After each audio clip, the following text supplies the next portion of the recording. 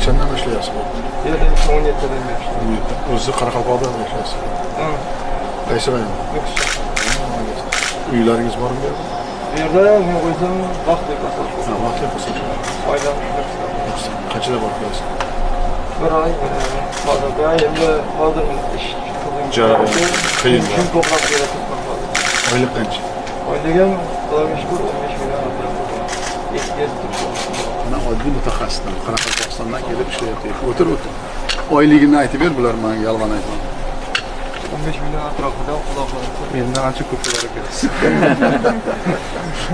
Mana o'zimizda mana yigitlar mana shunday tajribasi orttirib, vaqt uyda turyapman. Hozircha oyliklarim mana shu 15 million bo'ldi. Ishga tushgandan keyin ko'payadi. Kechadan bugun mana hozir topshiriq beryapman. Bu yerda uy quramiz. Kelinni ham, bolalarni ham olib kelib oshxonalarga qilasizmi? Keyin mana biz hozir Qoraqalpog'istonda ham yangi mana shunday zavodlar quramiz. Keyin u yerga rahbar bo'lib borasan.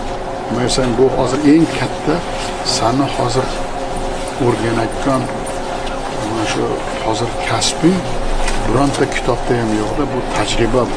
Tajriba juda katta tajriba. Mana shuni mukammal o'rganib olsang, bo'ldi, ertaga sen yaxshi mana shu hozirgi zamonaviy yangi O'zbekistonning mutaxassisi bo'lasan.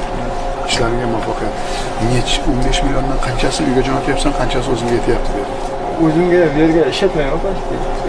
Ovqat ham deb ovqat yotadigan joyi bo'lsa, yuradigan mashinasi bo'lsa, ovqati bo'lsa, vaqtidan keyin hammasini o'ylab oladi. Jurnalistlarga ish yo'q. Nima deyapti? Jurnalistlarga ish yo'q mumkin. Sharoitlar juda boshqacha. Ko'rdilaringmi? To'g'ri, bu kunlarga yetish oson emas. Bu kunlarga yetganlar bor, yetmaganlar bordi. Mana shunday yigitlarimiz o'zlari mana shunday zamonaviy kompyuterlarda ishlab menga hozir tushuntirib bergani, men bilasizlarmi, bulardan kuch olaman, qudrat olaman deb bekor gapirib, u balandparvoz gap emas. Ularning ko'ziga qarayapman. Bular ertaga kunga ishonchi bormi?